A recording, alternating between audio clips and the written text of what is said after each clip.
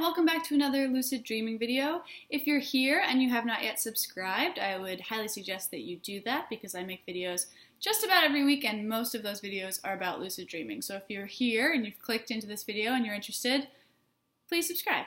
Today I want to talk about teaching lucid dreaming to children.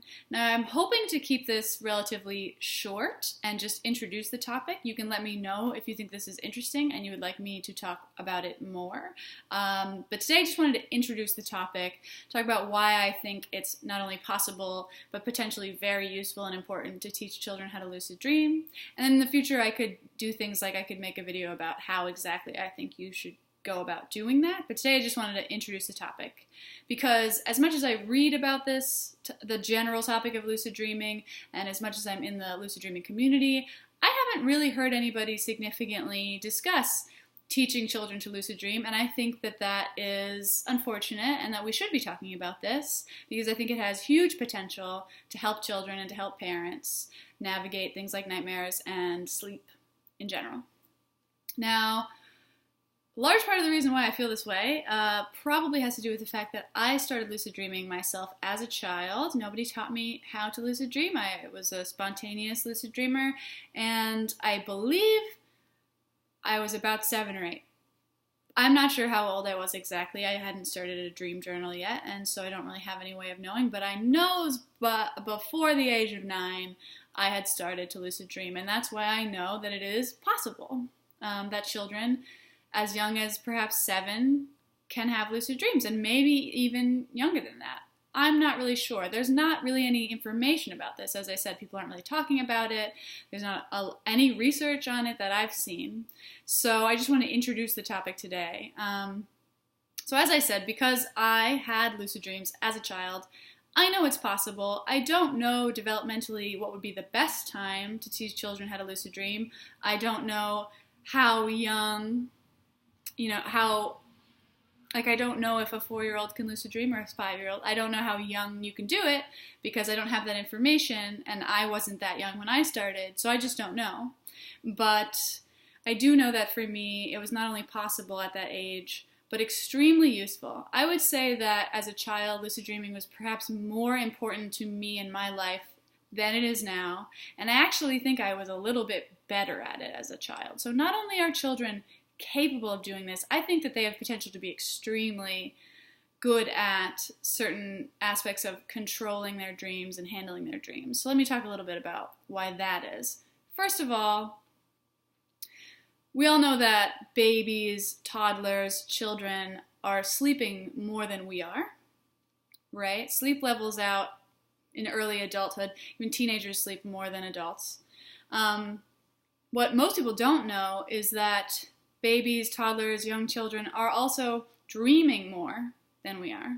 So an infant who is making huge developmental strides at a crazy, crazy pace, a lot of the reason behind that is probably the fact that they are sleeping so much and spending 80% of the time that they sleep in REM. And that slowly levels off and goes closer to 50-50, and then by the time you're a teenager, it's flipped. And you spend 20% of your time in REM, dreaming, and 80% in non-REM. So the fact of the matter is, children are sleeping a lot more than we are, and they are dreaming a lot more than we are. So it should be no surprise. And then you think about that, okay, let's put a pin in that. And then you add the fact that children, like a 4-year-old, for example, is putting in a lot of work to categorize things into real, not real, they don't quite know what's alive and what's not alive. Like, they're trying to figure out reality, and then on top of that, they're having these nightly long hallucinatory experiences that are often extremely scary. And I just don't know that, not to criticize parents, because I'm not a parent, but I don't know that we culturally are handling that in the best possible way. I don't know that we're giving enough validation to those experiences, enough weight and value to those experiences, and thinking about how we can really help children navigate those extremely difficult nightmares. And I, as a child, I can speak from my own experience, lucid dreaming was the most helpful thing for me to get over and navigate these frequent nightmares that I had as a child. And not only that, but I was really good at lucid dreaming then. I mean, I have spent many years honing my skills and reading and studying about this topic, and so there are things I know now that I didn't know then, certainly. But children with their little beginner's minds and their confidence can really make the most of this. I mean, my early lucid dreams were amazing. I would realize I was dreaming and just, like, I knew that I could do whatever I wanted.